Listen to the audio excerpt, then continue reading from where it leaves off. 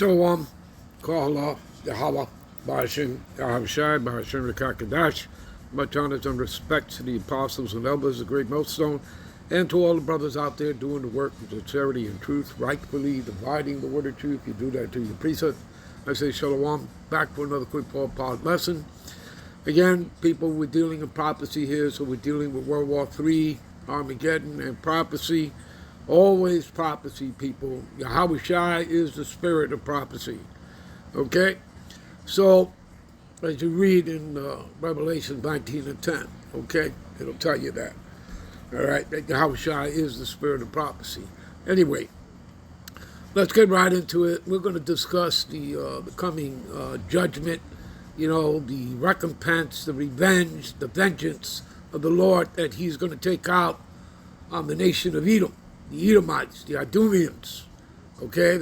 That's all the same people, all right? The self-proclaimed white man. All right, so let's get started here because we're going to title it simply The Cup.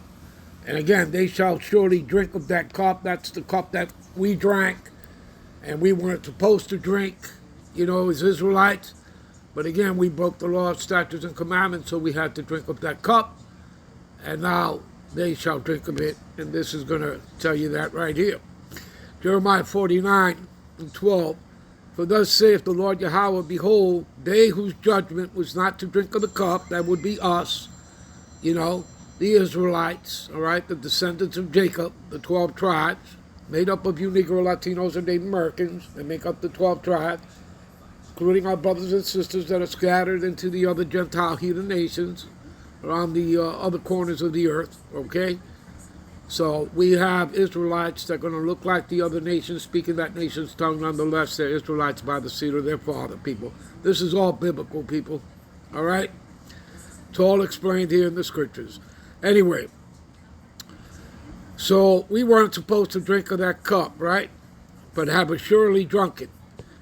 And art thou he that shall altogether go unpunished, talking about the wicked, right? The self-proclaimed white man, the Edomites, the Idumeans, right? The small hats, all right, which are the head tribe, the Amalekites, okay, over, their Edomite people, that's the head tribe. So, thou shalt not go unpunished, but thou shalt surely drink of it. Yeah, that cup of dregs, that cup of slavery, that cup of abomination. They shall surely drink of it. Okay? You see that? All right? Now, give me a minute. All right, this is Psalm 7. Let's pick it up here at verse 10. My defense is of the Most High power, which saveth the upright in the heart. Okay? Heart in the Hebrew is lab, which means mind. The Most High judgeth the righteous, and the Most High is angry with the wicked every day. There you go. All right?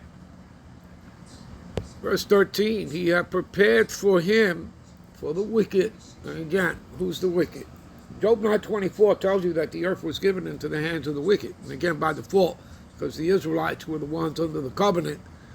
And we broke them, and we suffer the curses of Deuteronomy, the 28th chapter, from verse 15 through 68. And that's how you know who the Israelites are, okay? As well as the rest of the scriptures and its circular history. Anyway, all right, so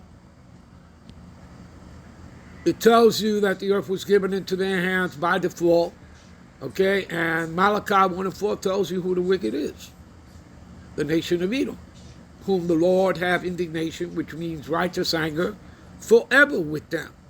Did we just finish reading here, right? That the Most High judgeth the righteous, that the Most High is angry with the wicked every day, right, and he have indignation with them forever. That's what it'll tell you in Malachi 1 and 4. Isaiah 34, 5 and 6 will tell you that the sword of the Lord shall be bathed in heaven, and behold, it shall come down upon Idumea, which again is talking about Edom, the self-proclaimed white man. You understand, people?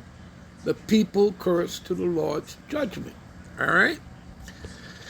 You understand, people? So he hath prepared for him instruments of death, which he ordaineth his arrows. What are the arrows? The ICBMs. Give me a minute.